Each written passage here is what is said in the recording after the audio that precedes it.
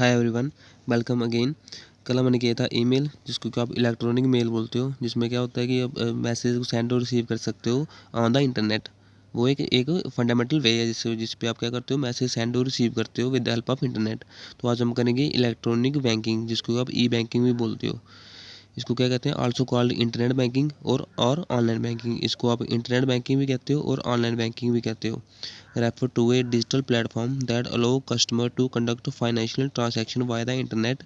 It enables user to access banking service conventionally without physically visiting a bank branch। मतलब ये क्या है, ये एक डिजिटल प्लेटफॉर्म होता है जहाँ क्या होता है, फाइनेंशियल ट्रांजैक्शन होती हैं। जैसे जो आप पैसे वगैरह सेंड करते हो, कोई भी फाइनेंशियल ट्रांजैक्शन करते हो with the help of internet, है ना। तो that is called E banking. और इसमें क्या होता है, जो यूज़र होता है वो अपनी बैंक की सर्विस को असेस कर सकता है विदाउट बैंक में जाए हुए। जैसे आप जो गूगल पे यूज़ करते हो, पेटीएम यूज़ करते हो, तो आप अपनी सारी ट्रांजैक्शन चेक कर सकते हो। जो भी है उसके बैंक के रिलेटेड जो भी सर्विस आती है, जो भी लोन प्रोवाइड है, जो भी फैसिलिटी है, वो आप ऑनलाइन देख सकते हो उसको। उनकी सर्विस, उनकी जो भी न्यू नोटिफिकेशन आती है उनके बारे में, वो सभी आप ऑनलाइन सर्च कर सकते हो। That is called E banking. मतलब जिस पे ट्रांजैक्शन, फाइनेंशियल ट्रांजैक्शन होती है with the help of internet, and आप घर में बैठे बैठे उसकी सर्विस को असेस कर सकते हो विद फिजिकली, विदाउट फिजिकली वहाँ, मतलब खुद वहाँ भी ना जाए, उसको उनकी सर्विस को असेस कर सकते हो। That is called E banking. Note, e commerce और ई बैंकिंग में क्या फ़र्क है। ई बैंकिंग होती है जिसमें फाइनेंशियल ट्रांजैक्शन होती है, और इसमें आप सर्विस को घर बैठे बैठे सर्च कर सकते हो विद फिजिकली वहाँ जाके। और ई कॉमर्स क्या होता है, इलेक्ट्रॉनिक कॉमर्स। इसमें is the buying and selling of the goods and service over the internet. इसमें क्या होता है, आप कोई सर्विस को बाय कर रहे हो, जैसे आप प्रोडक्ट को बाय कर रहे हो, जैसे अमेजोन होगी, फ्लिपकार्ट होगी। जब आप वहाँ से वो प्रोडक्ट को बाय करते हो, है ना, कोई चीज़ आपने वहाँ से खरीदी, तो दैट इज कॉल्ड, वो किस में आएगा, ई कॉमर्स में आएगा। It can also refer to the transfer of funds और डाटा ओवर द इंटरनेट। इसमें भी जब आप ऑनलाइन पेमेंट करते हो तो उसमें भी डाटा सेंड करते हो ना। इसमें फ़र्क है, इसमें ई कॉमर्स में आप प्रोडक्ट लेते हो, बाय करते हो और सेल करते हो वहाँ पे, जैसे अमेजोन फ्लिपकार्ट हो गया। और जो ई कॉमर्स है, इसमें फाइनेंशियल ट्रांसेक्शन, सिर्फ फाइनेंशियल ट्रांजैक्शन होती है, और आप जो कि पर्टिकुलर वैसे बैंकिंग होते हैं उनकी आप सर्विस असेस कर सकते हो घर पे बैठे बैठे। ओके, इसकी एग्जांपल आ गई ई कॉमर्स की, अमेजोन फ्लिपकार्ट। और जो इसकी है ई बैंकिंग की, उसकी आ गई गूगल पे और पेटीएम। देन उसके बाद आता है types of e banking, electronic banking. इसकी कुछ टाइप हैं। सबसे पहले इंटरनेट बैंकिंग, उसके बाद mobile banking, ATM banking, tele banking. Internet banking में क्या होता है, accessing banking service through a web portal website using a customer ID that is provided by the bank. मतलब आप बैंक की सर्विस को असेस कर सकते हो। जैसे जेके बैंक है, तो इनकी एक वेबसाइट है www.jkbank.com, ऐसी कुछ होगी। तो अब उनकी वेबसाइट पे जाके अपनी, जब आपने आईडी ऐप लगाओगे, जैसे इनका वो है, इनका ऐप है, एम पे ऐप है। तो एम पे ऐप आपने यूज़ करना है, तो उस पर सब आपको, जब अपनी आईडी आप उसमें फिल करोगे, जो कि आपको बैंक ने दी होगी आपकी आईडी, तो जब आप उसमें फिल करोगे तो आपका पूरा, मतलब पूरा जो भी डाटा होगा आपका, वो आपको शो होगा, आप उसको देख सकते हो। That is called internet banking. मतलब accessing banking service through a web portal, जो कि उनकी खुद की एक वेबसाइट, जो खुद का उनका वेब पोर्टल होता है। जैसे उनका J&K बैंक का वो एम पे है, और उनकी साइट भी होगी, जैसे www.mpay.com। उस पर आप जाओगे, अपनी आईडी फिल करोगे, तो आपको वो सारा बैंकिंग सर्विस को असेस दे देगा। उसको mobile banking, conducting transaction using a banking app on a smartphone. Example M pay और जोनो एस बी आई। एम पे किसका है, एम पे है जेके बैंक का, और जोनो एस बी आई है एस बी आई का। तो ये इनके हैं कुछ इनके एप्लीकेशन सॉफ्टवेयर है। इनके एस बी आई का है जोनो एस बी आई, और जम्मू कश्मीर बैंक का है एम पे। तो अब मोबाइल बैंकिंग क्या होती है, जब आप बैंकिंग ऐप को यूज़ करते हो स्मार्टफोन में, that is called mobile banking. M pay हो गया, ऐसे जोनो एस बी आई हो गया, इनकी हेल्प से जब आप ट्रांजेक्शन करते हो। उसके बाद एटीएम बैंकिंग। एटीएम बैंकिंग क्या, जब आप एटीएम से कैश विदड्रॉ करते हो या फिर उसमें डिपॉजिट करते हो, है ना, और उसमें आप बैलेंस देखते हो, तो वो एटीएम बैंकिंग में आता है। उसके बाद tele banking, manage account and transaction through telephone service, जो कि आप अपने अकाउंट को मैनेज करते हो with the help of through telephone service. Okay, types of e banking में क्या था, सबसे पहले इंटरनेट बैंकिंग, जो कि जेके बैंक ने उनकी वेबसाइट पे जाके आप सर्च करते हो। मोबाइल बैंकिंग, जो आप जोनो एस पे एम पे का यूज़ करके जो भी ट्रांजेक्शन सर्च करते हो, उनकी सर्विस सर्च करते हो। एटीएम, जो आप एटीएम को यूज़ करके कैश विदड्रॉ करते हो या डिपॉजिट करते हो। टेली बैंकिंग में आता है, जो आप टेलीफोन सर्विस के थ्रू मैंने अपना अकाउंट मैनेज या ट्रांजेक्शन करते हो। उसके बाद फिफ्थ है इसकी टाइप है, ये टाइप्स ऑफ ई बैंकिंग की, लेकिन ये आता है फंड्स ट्रांसफर सिस्टम में। इसमें क्या है, ईएफटी की में फुल फॉर्म क्या है, इलेक्ट्रॉनिक फंड ट्रांसफ़र। ये क्या होता है, a system of transferring money electronic from one bank account to another without using paper instrument like cheque और कैश। इसमें क्या होता है, जब आप एक बैंक से दूसरे बैंक में पैसा ट्रांसफ़र करते हो, इलेक्ट्रॉनिक मतलब डिजिटली ट्रांसफ़र करते हो, बिना चेक के और बिना कैश के, तो that is called EFT, electronic fund transfer. अगर इसमें टाइप कौन कौन सी आती हैं, सबसे पहले NEFT, national electronic funds transfer. इसमें आता है use for small to medium value transaction. इसमें क्या होता है, छोटी छोटी ट्रांजैक्शन होती है ना, और मीडियम तक होती है, और इसमें काफ़ी टाइम लगता है प्रोसेसिंग डाटा सेंड होने में। ठीक है, ये ईएफटी क्या है, ईएफटी में भी जो आप यूज़ करते हो ना, ये वो ऐप यूज़ करते हो गूगल पे वगैरह, वो सभी ईएफटी में आते हैं, आपको आगे बताऊँगा मैं। उसके बाद इसका सेकंड क्या है, RTGS, real time gross settlement. इसमें क्या होता है, used for large value fund transfer, minimum 2 lakh और मैक्सिमम कितना, नो लिमिट। मतलब इसमें तो लार्ज फंड ट्रांसफ़र होते हैं, मिनिमम इनकी वैल्यू मतलब 2 लाख से कम नहीं होता, मिनिमम 2 लाख होना चाहिए, और मैक्सिमम आप जितनी मर्जी रख सकते हो। Provide instant real time settlement, और ये उसी टाइम सेंड हो जाता है।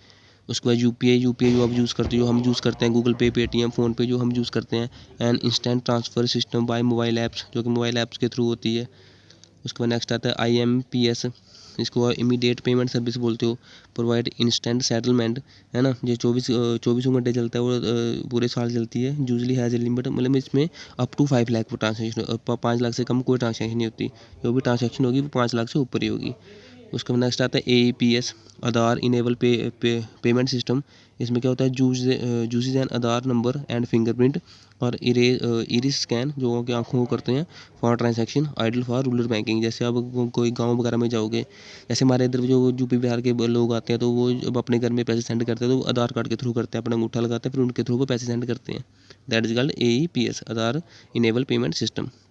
उसको नेक्स्ट है NACH, national automated clearing house, used for bulk repetitive payment like salary, pension, utility bills और ईएमआई। जिसमें कि बल्क ट्रांजैक्शन होती है, जैसे सरकार हमें सैलरी डालती है, जो पेंशन डालती है, यूटिलिटी बिल से जो बिल्स आप पे करते हो, या ईएमआई जो हम देते हैं, मतलब इसमें बल्क ट्रांजैक्शन होती है एनएसीएच में। उसके बाद स्विफ्ट आते हैं, स्विफ्ट में क्या है, society for world wide international financial telecommunication, मतलब ये वर्ल्ड वाइड होती है, एक देश से दूसरे देश में जो ट्रांजैक्शन होती हैं। And international fund transfer used for cross border payment, मतलब ये क्रॉस बॉर्डर में एक देश से दूसरे देश होती है। Primary used for secure communication and transmission of information and instruction about transaction between banks world wide, मतलब ये आपस में ट्रांजैक्शन करते हैं, वर्ल्ड वाइड जो बैंक होते हैं ना, आपस में करते हैं। उसमें इसमें ना फंड ट्रांसफ़र नहीं होते, इसमें सिर्फ कनेक्टिविटी बनाते हैं, वो आपस में इन्फॉर्मेशन शेयर करते हैं अपनी अपनी, लेकिन इसमें फ़ंड ट्रांसफ़र नहीं होते। ओके, उसके बाद कुछ और पार्ट हैं, टाइप्स हैं इसकी ई बैंकिंग की, जो है पीओएस, जिसको क्या बोलते हो, point of sale, payment made at retail store merchant location using debit और क्रेडिट कार्ड। जब आप किसी स्टोर में जाते हो, जैसे अब कोई शोरूम में गए, तो वहाँ पे आप अपना क्रेडिट कार्ड भी देते हो, डेबिट कार्ड भी देते हो ना, कि पेमेंट करने के लिए, तो वो आता है पीओएस में। उसके बाद UPI already listed under EFT type में था ये, जो मैंने आपको ऊपर पढ़ाया 5th नंबर पे था जो ईएफटी टाइप में, लेकिन जिसको इधर भी मेंशन इसलिए किया है क्योंकि ये एक सिस्टम है that power multiple banks account into a single mobile application for instant transfer. जैसे आप यूपीआई भी आप यूज़ करते हो, गूगल पे यूज़ करते हो, फ़ोन पे यूज़ करते हो, तो आप एक फ़ोन पे भी अपने तीन चार अकाउंट आप ऐड किए होते हैं ना, मतलब मैक्सिमम अकाउंट को आप एक ही मोबाइल के अंदर उसको एक रख सकते हो, और उसको यूज़ कर सकते हो, चारों अकाउंट को एक ही टाइम पे यूज़ कर सकते हो। मतलब अलग अलग जब आपको ज़रूरत पड़े तो आप एसपी यूज़ कर सकते हो, जेके यूज़ कर सकते हो, multiple bank account into a single mobile application. उसको नेक्स्ट है direct deposit income management by permitting user like salary, government subsidies और other income to be direct deposit into beneficial bank account without using cash और paper cheque. मतलब ये क्या है, जो income management होती है बाय द गवर्नमेंट, जो कि सैलरी डालती है गवर्नमेंट, जो सब्सिडीज़ होती हैं, जैसे गवर्नमेंट सब्सिडीज देती है, जैसे जो गरीबों को देती थी, जैसे वो बाथरूम बनाने के लिए, जो बाथरूम बनाओ अब हम आपको बाद में पैसे दे देंगे, जब वो लोग बाथरूम बना लेते थे फिर उनको पैसे मिलते थे। तो मतलब जो जो जैसी ट्रांसैक्शन होती है वो डायरेक्टली वो आपके अकाउंट में पड़ती हैं, दैट वो होती हैं डायरेक्ट डिपॉजिट। इसमें चेक और पेपर जो चेक का यूज़ नहीं होता। उसको इलेक्ट्रॉनिक बिल पेमेंट, जो आप बिल पेमेंट करते हो अपनी, जो लाइट बिल उसके बिजली के बिल होते हैं, it means paying your bill through the internet और mobile instead of giving cash. जो आप आजकल ऑनलाइन करते हो, आप गूगल पे भी हो जाते हैं फ़ोन पे से भी बिल पेमेंट हो जाती है। पेइंग यूर इलेक्ट्रिकली वाटर और mobile bill using an app और वेबसाइट, है ना, जो आप एयरटेल ऐप यूज़ करते हो तो अपना एयरटेल का बिल भरते हो, जियो का बिल भरते हो, सिम का। उसको in short paying bill online and automatic using A phone और कंप्यूटर, जो कि आप बिल पेमेंट करते हो with the help of internet और विद द हेल्प ऑफ अपने जो आप एप्लीकेशन सॉफ्टवेयर। उसके बाद आता है ऑनलाइन इन्वेस्टिंग। ऑनलाइन इन्वेस्टिंग क्या होता है? इट मीन्स बाइंग और selling investment like share, mutual fund और गोल्ड यूजिंग द इंटरनेट। मतलब जो इन्वेस्ट करते हो ना, यूजिंग ऐप लाइक ग्रो में, या इन्वेस्ट करते हो आप स्टॉक, जो भी आप एप्लीकेशन सॉफ्टवेयर डाउनलोड करते हो, मतलब जो भी आप ऑनलाइन इन्वेस्ट करते हो, अपने पैसे इन्वेस्ट करते हो, that is called online investing. In short, investing online to earn profit from your money. ठीक है। उसके बाद इसके कुछ फीचर हैं ई बैंकिंग के। इसमें क्या होता है? इसमें होता है 24/7, आपको 24 घंटे इसको यूज़ कर सकते हो। Banking service are available round the clock, मतलब आप जब भी अब इसको असेस करोगे, 24 घंटे खुली होती है जो बैंकिंग सर्विस होती है ऑनलाइन ई बैंकिंग की। उसका फंड ट्रांसफ़र इंक्लूड, जो मैंने फंड ट्रांसफ़र आपको पढ़ाया, RTGS, NEFT, IMPS and UPI, जो किसके टाइप्स हैं फंड ट्रांसफ़र करने की, कौन कौन सी है, जो इसमें 2 लाख से ऊपर होती है, 5 लाख से ऊपर होती हैं, और UPI जो अब हम यूज़ करते हैं। उसका बिल पेमेंट, आपको making payment of electricity, water, mobile, DTH recharge, जैसे टीवी की रिचार्ज करते हो। उसके बाद account management, checking balance, viewing statement and monitoring transaction. आप बैंक को बैलेंस को चेक कर सकते हो, स्टेटमेंट देख सकते हो ऑनलाइन, है ना। आप ट्रांजैक्शन देख सकते हो ऑनलाइन। उसके बाद आप loan and credit application apply, loan आप अप्लाई कर सकते हो, है ना। क्रेडिट फैसिलिटी आप ऑनलाइन देख सकते हो, उनको भी असेस कर सकते हो, ऑनलाइन लोन अप्लाई कर सकते हो। उसके बाद सिक्योर ट्रांजैक्शन, ये सिक्योर ट्रांजैक्शन होती है using method like 2 factor authentication, 2FA, जिसको अब OTP आता है, one time password, and biometric verification for enhanced security. मतलब जब आप ये करोगे, जैसे इंस्टा में भी होता है, जब आप ये करोगे तो आपकी सिक्योरिटी थोड़ी और अप हो जाती है, उसको ईजिली कोई हैकर उसको एक्सेस नहीं कर पाता। उसके बाद इसके एडवांटेज हैं। एडवांटेज क्या क्या हैं? सबसे पहले है कॉन्वेंस। कॉन्वेंस में क्या होता है? No need to visit physical bank branch, मतलब आपको खुद फिजिकली जाना नहीं पड़ता, वहाँ आपका टाइम वेस्ट होता है, मतलब आप खुद नहीं जाते वहाँ, आप घर पे बैठ के उसको उसकी सर्विस को असेस कर सकते हो। उसके बाद time saving, fast processing of payment and transaction. इसमें बैंक में जब आप जाओगे तो वहाँ लाइन में लगना पड़ेगा, उसके बाद फिर कुछ और बातें उनको सुननी पड़ेंगी थोड़ी बहुत, लेकिन आप घर में बैठे बैठे जो फास्ट प्रोसेसिंग होती है, आप सिर्फ क्लिक करोगे तो पैसे सेंड हो जाएंगे, पेमेंट जल्दी हो जाएगी।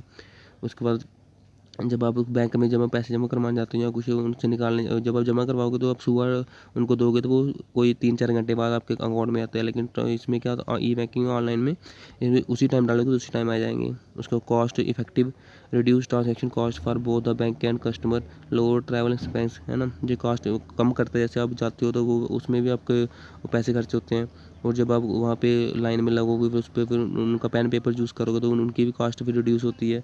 Enhance security through the use of encryption, firewalls and fraud detection system. इसमें क्या है, जो आप यूज़ करते हो फायरवॉल्स और फ्रॉड डिटेक्शन सिस्टम का, तो जो हैकर का उसमें हैकर वो ईजिली एक्सेस नहीं कर पाते। इन्हेंस्ड होता है सिक्योरिटी में। Better financial growth, real time monitoring of account and checking account detail transaction any time, मतलब आप किसी टाइम भी इसको चेक कर सकते हो, अकाउंट को अपना अकाउंट चेक कर सकते हो, डिटेल उसकी ट्रांजैक्शन एनी टाइम चेक कर सकते हो। उसके बाद डिसएडवांटेज क्या है बैंकिंग की? Cyber threat, risk of hacking का रिस्क, डर रहता है, चाहे हो ना हो लेकिन डर तो रहता है। फिशिंग अटैक होते हैं, जो मालवेयर अटैक होते हैं, उनका डर रहता है। टेक्निकल इशू, सर्वर डाउन, जब आप कई बार आप देखते हो पैसे सेंड नहीं होते, उसमें सब दिखाता है सर्वर डाउन है, तो वो डर रहता है। नेटवर्क फेलियर का डर रहता है। डिजिटल लिटरेसी रिक्वायरमेंट, सम यूज़र स्पेशली जैसे हमारे घर वाले हैं, वो इसको यूज़ नहीं कर पाते क्योंकि वो एल्डर है, उनको थोड़ा पता नहीं लगता। May struggle with the technology, वो स्ट्रगल करते हैं इनके साथ।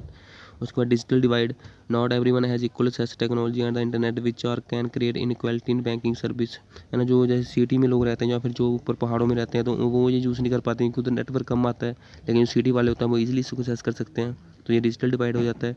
Dependence on internet access, stable and reliable internet connection is necessary for smooth transaction. अगर नेट अच्छा होगा, इंटरनेट अच्छा होगा तो ये स्मूथली चलेगा, लेकिन अगर थोड़ा सा भी नेट रुका तो वो प्रोसेसिंग में चली जाती है ट्रांजैक्शन, है ना। ये इसकी डिसएडवांटेज है कुछ। उसके बाद सिक्योरिटी मेजर है जो कि यूज़र को आपको करने चाहिए इसमें। यूज स्ट्रॉन्ग पासवर्ड, मतलब आपको पासवर्ड स्ट्रॉन्ग रखना चाहिए। Difficult for attacker to guess, जो कि अटैकर इजीली गैस ना कर पाएँ। इनेबल 2 फैक्टर ऑथेंटिकेशन, ये आपको ऑन करनी चाहिए। इसमें OTP आता है तो फिर आपको उसको फिल करोगे तो वो बायोमेट्रिक वेरिफिकेशन करता है, मतलब आपको जब आप कोई और भी अगर आपका अकाउंट एक्सेस करेगा तो पहले आपको OTP आएगा। तो be aware of phishing email, इनको आप सावधान रहना चाहिए। जो फिशिंग ईमेल आते हैं, जैसे कोई इसने लिंक भेज दिया उस पर क्लिक नहीं करना चाहिए। Never click on suspicious link on attachment, update banking apps, आपको जो भी जैसे योनो एसबीआई है, एम पे है, उनको अपडेट करते रहना चाहिए। Always use the latest version to avoid security vulnerabilities.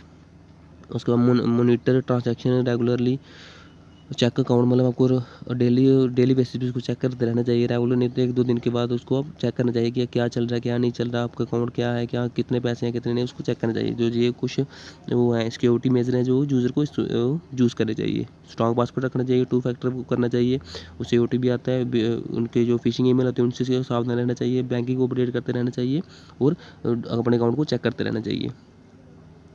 उसके बाद आता है common types of e banking fraud, जो कि ई बैंकिंग में जो फ्रॉड होते हैं कुछ, इसमें कौन कौन से आते हैं। सबसे पहला है फिशिंग अटैक। इसमें अटैकर क्या करते हैं, send fake email message pretend to be from the bank to steal sensitive information. मतलब ये क्या करते हैं, एक फेक मैसेज आपको सेंड करेंगे, जैसे व्हाट्सएप पे आएगा या टेक्स्ट मैसेज आएगा, उसमें बोलेंगे कि आप अपनी इसमें इन्फॉर्मेशन या कुछ डालो, ये बैंक की तरफ से है। तो उस पर आपको क्लिक नहीं करना होता, ना उनको कुछ बताना होता है, पासवर्ड ओटीपी कुछ नहीं बताना होता। उसके बाद आता है विशिंग अटैक, जिसको वॉइस फिशिंग बोलते हैं। उस कैमरे में एक वो आपको कॉल करेंगे, वो बोलेंगे हम बैंक से बोल रहे हैं ऐसा वैसा, office to trick people into revealing sensitive information. वो आपसे कुछ कुछ पूछेंगे, अब ये आपका नाम ये है, आपका नंबर ये है, तो आप अपना फ़ोन नंबर बताइए, आपको ओटीपी आएगा वो बताइए। तो आप अगर उनको दोगे तो वो उसका गलत इस्तेमाल करेंगे। उस ये है विशिंग, जिसको आप वॉइस फिशिंग अटैक बोलते हो। उसके बाद स्मिशिंग अटैक, जिसको आप एसएमएस फिशिंग बोलते हो। Scammer send SMS with the link, मतलब आपको टेक्स्ट मैसेज आएगा विद द लिंक कि आप इस पर क्लिक करोगे तो आपको इतने पैसे मिलेंगे, कुछ मिलेगा। तो वो फेक वेबसाइट होती है, जब आप उसको क्लिक करोगे तो आपका सारा डाटा उनके पास चला जाएगा। उसके बाद कार्ड स्कीमिंग एंड क्लोनिंग। इसमें क्या होता है, जो एटीएम होते हैं उस स्कैमर क्या करते हैं, सब जब कोई नहीं होता तो पहले उधर उसके एटीएम के अंदर, जहाँ आप एटीएम डालते हो तो उसके अंदर आप कुछ मशीन लगा देते हैं। तो जब आप अपना एटीएम डालोगे तो वो उसकी सारी जो उनकी जो इन्फॉर्मेशन है वो डिटेक्ट कर लेता है। मैग्नेटिक डाटा फॉर कूलिंग है ना, वो सारी डिटेक्ट कर लेता है, फिर वो इन्फॉर्मेशन है वो हैकर के पास चली जाती है। तो वो भी ध्यान रखना चाहिए, जब आप एटीएम लगाते हो तो कोई पहले से कोई मशीन उसके अंदर तो नहीं लगी। उसका स्विप सिम स्वैप फ्रॉड, ये अटैकर क्या करते हैं, डुप्लीकेट सिम निकाल लेते हैं। जैसे मेरे नाम पर किसी ने मेरे नंबर पे किसी ने डुप्लीकेट सिम निकाल दी, तो फिर अगर मैं किसी और को कॉल करूँगा तो उससे उसके बारे में जहाँ पर अपने घर वालों को किसी को करूँगा तो वो सेम नंबर जाएगा, तो उस पर मैं अपनी इन्फॉर्मेशन निकाल सकता हूँ। उसके बाद आता है मालवेयर अटैक। मालवेयर अटैक में क्या होता है, यूजिंग मैलिशियस सॉफ्टवेयर वायरस। जैसे आप कोई सॉफ्टवेयर जो आपने इंस्टॉल किया क्रोम से, तो वो आपके फ़ोन में वायरस डालेगा, हो सकता है वो किसी अटैकर ने डाला हो। तो अगर वो आप इंस्टॉल करोगे तो वो आपके डिवाइस में वायरस डालेगा और वहाँ से आपकी जो डाटा है, जो मनी है, वो आपको स्टील कर लेगा। मतलब आपकी डाटा जो मनी को भी वो आपको विदड्रॉ कर सकता है। उसके बाद MITM, man in the middle attack. A hacker intercept communication between a user and banking website app to steal sensitive data in transaction. Hacker क्या करते हैं, जब बैंकिंग और यूजर आपस में कम्युनिकेशन कर रहे होते हैं तो वो उसमें घुस जाता है। मतलब किसी थ्रू कोई सॉफ्टवेयर होता होगा इनके पास, उसमें घुस जाता है, तो फिर वो उसको चेंज कर सकता है, स्टील कर सकता है और उसको डिलीट कर सकता है। उसके बाद क्यूआर फ्रॉड, कोड फ्रॉड, जो कि आपने देखा होगा कई बार आपको क्यूआर आते हैं, इसको स्कैन करो आपको इतने पैसे मिलेंगे, ये मिलेगा वो मिलेगा। तो अगर आप उसको स्कैन करोगे तो आपकी सारी इन्फॉर्मेशन उनके पास चली जाएगी। और उसके बाद आता है legal action against E banking fraud in India. कुछ इंडिया में जो कुछ जो सरकार के द्वारा एक्शन लिए गए हैं वो कौन कौन से हैं। ये सबसे पहले एक्ट में आता है वो IT एक्ट 2000। इसमें क्या हुआ, information technology act cover electronic transaction, data protection and cyber crimes. जो भी साइबर क्राइम होते हैं या फिर जो इलेक्ट्रॉनिक ट्रांजेक्शन गलती चली जाती है, किसी ने गलती से कर दी, तो वो सारी किस्म अगर आप कंप्लेन करोगे तो उसमें कौन सी एक्ट लगता है, वो लगता है IT एक्ट 2000। उसके बाद नेक्स्ट आता है IPC 402 420। आपने सुना भी होगा ये 420। तो इसमें है इंडियन पैनल कोड सेक्शन 420। इसमें क्या है, जो भी deal with the criminal cases of cheating and fraud, जितने भी चीटिंग और फ्रॉड के केस होते हैं वो सारे 400 IPC 420 में कवर होते हैं। उसके बाद RBI guidelines on digital transaction. कुछ RBI ने कुछ गाइडलाइन दी हैं डिजिटल ट्रांजैक्शन के ऊपर, जो कि आप इनकी साइट पे जाकर भी पढ़ सकते हो। The reserve bank of India issue mandatory guidelines for bank and on customer liabilities reporting and resolution of digital transaction fraud. RBI ने कुछ गाइडलाइन दी है, जो आपने देखा होगा कई बार ऐड भी आती है टीवी में, सतर्क रहिए, है ना, RBI के साथ। तो उसने कुछ ट्रांजैक्शन दी है, तो आप उनको भी जाके पढ़ सकते हो अगर आपने पढ़ना हो तो। उसके बाद नेक्स्ट आता है popular E banking in India. जो कि पॉपुलर ई बैंकिंग सिस्टम है इंडिया में वो SBI है, जो कि SBI योनो ऐप है, जो कि SBI का। ICI mobile payment app ICI bank का। उसके बाद HDFC नेट बैंकिंग है, एक्सिस बैंक का इंटरनेट है ना। उसके बाद जो UPI है वो गूगल पे है, फ़ोनपे है, पेटीएम है, भीम UPI है, ठीक है। उसके बाद नेक्स्ट है future of e banking. Future of e banking का फ्यूचर क्या है? The future of e banking is a highly advance secure and digital focusing on speed convenience and personalization and safety. जो किस में फोकस कर रहे हैं? मेनली स्पीड पे कर रहे हैं, और काफ़ी आप मतलब आप घर बैठे बैठे कहीं भी उसको एक्सेस कर सकते हो, है ना। उसको सेफ्टी प्रोवाइड कर रहे हैं। उसको की इसमें की ट्रेंड क्या क्या है? AI। आज जो भी आजकल न्यू टेक्नोलॉजी हो रही है उसमें आर्टिफिशियल इंटेलिजेंस यूज़ हो रही है। Use in system to enhance customer service, chatbots, detect fraud and personalize banking experience. ये AI क्या करती है? खुद पे खुद वो जो अटैकर जो अटैक करेंगे, हैकर जो भी अटैक करेंगे वो ईजिली नहीं कर पाएंगे। और इस सभी में आर्टिफिशियल इंटेलिजेंस यूज़ हो रही है ना। उसको जो सिक्योरिटी है उसको सर्विस है वो इनहेंस कर रहे हैं, उसको और इम्प्रूव कर रहे हैं। उसके बाद ब्लॉकचेन टेक्नोलॉजी। ब्लॉकचेन टेक्नोलॉजी में क्या है? Used for more secure and transparent transaction and record keeping. ये ब्लॉकचेन टेक्नोलॉजी क्या करती है? मोर सिक्योर और ट्रांसपेरेंट ट्रांजैक्शन प्रोवाइड करती है, और जो भी रिकॉर्ड होते हैं, जो भी आप ट्रांजैक्शन करते हो उनका एक रिकॉर्ड रख लेती है। उसका मोबाइल वॉलेट। जो मोबाइल वॉलेट क्या है? Their usage is expected to grow further, reduce the use of cash, cheques और फिजिकल कार्ड। मोबाइल वॉलेट क्या होता है? आप इसको मोबाइल वॉलेट में आप मतलब पैसे वगैरह स्टोर कर लेते हो आप, जो कि किसका रिड्यूस करता है? कैश का और चेक वगैरह का, कि वो मोबाइल वॉलेट से आप वो करते हो, पैसे सेंड करते हो, ट्रांसलेशन करते हो, है ना। और फिजिकल कार्ड की वो कुछ ज़रूरत नहीं पड़ती, आप सिर्फ मोबाइल वॉलेट से भी पैसे वगैरह सेंड कर सकते हो। तो इसका इतना ही था। इसका क्या था? ई बैंकिंग। ई बैंकिंग में हमने क्या, इसको क्या कहते हैं? इलेक्ट्रॉनिक बैंकिंग कहते हैं। इलेक्ट्रॉनिक बैंकिंग था ये, जो कि आप ऑनलाइन ट्रांजेक्शन करते हो, है ना, by the help of internet.